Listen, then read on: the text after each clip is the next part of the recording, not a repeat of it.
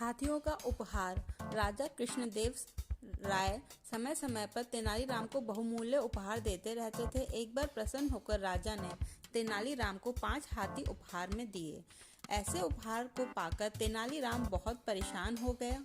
निर्धन होने के कारण तेनालीराम 5-5 हाथियों के खर्चे का भार नहीं उठा सकता था, क्योंकि उन्हें खिलाने के लिए बहुत से अनाज की आवश्यकता होती थी। तेनालीराम अपने परिवार का ही ठीक ठाक तरीके से पालन पोषण नहीं कर पाता था, अतः 5 हाथियों का अतिरिक्त व्यय उसके लिए अत्यधिक कठिन था। फिर भी अधिक विरोध किए बिना तेनालीराम हाथियों को शाही उपहार के रूप में स्वीकार कर घर ले आया। घर पर तेनालीराम की पत्नी सदैव शिकायत करती रहती, हम स्वयं तो ठीक से रह नहीं पाते, फिर इन हाथियों के लिए कहाँ रहने की व्यवस्था करें। हम इनके लिए कोई नौकर भी नहीं रख सकते। हम इनके लिए तो जैसे तैसे भोजन की व्यवस्था कर पाते हैं, परंतु इनके लिए अब कहाँ से भोजन लाएं। यदि राजा हमें 5 हाथियों के स्थान पर 5 गायें दे देते, तो कम से कम उनके दूध से हमारा भरण पोषण तो हो जाता। तेनालीराम जानता था कि उसकी पत्नी सत्य कह रही है। कुछ देर सोचने के बाद उसने हाथियों से पीछा छुड़ाने की योजना बना ली। वह उठा और बोला, मैं जल्दी ही वापस आ जाऊंगा, पहले इन हाथियों को देवी काली को समर्पित कराऊं। तेनालीराम हाथियों को लेकर काली मंदिर गया और वहां उसने उनके माथे पर तिलक लगाया। इसके बाद उसने हाथियों को नगर में घूमने के लिए छोड़ दिया। कुछ दयावान लोग हाथियों को खाना खिला देते, परंतु अधिकतर समय हाथी भूखे ही रहते।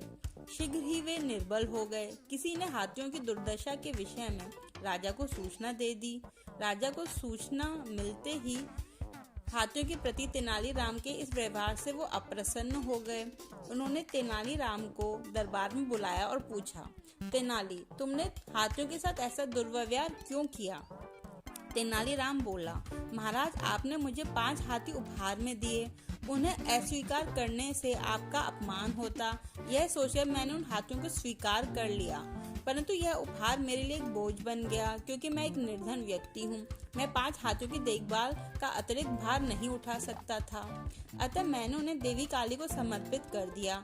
अब आप ही बताइए, यदि 5 हाथियों के स्थान पर आप मुझे 5 गाय देते, तो वह मेरे परिवार के लिए ज्यादा उपयोगी साबित होती। राजा को अपनी गलती का एहसास हुआ। वह बोले, यदि मैं तुम्हें गाय देता तब भी तुम उनके साथ ऐसा दुर्व्यवहार करते तो? नहीं महाराज, गाय तो पवित्र हैं, और फिर गाय का दूध मेरे बच्चों के पालन पोषण के काम आता। उल्टे इसके लिए वे आपको धन्यवाद देते और आपकी दया से मैं गायों के व्यय का भार भी उठा सकता हूँ। राजा ने तुरंत आदेश दिया कि तेनाली से हाथियों को वापस ले लिया जाए तथा उसके स्थान पर उसे 5 गाय उपहार में दे दी जाएं। ऐसी ही मजेदार कहानियों के लिए चैनल को सब्सक्राइब कर लीजिए जल्दी से और लाइक कर दीजिए।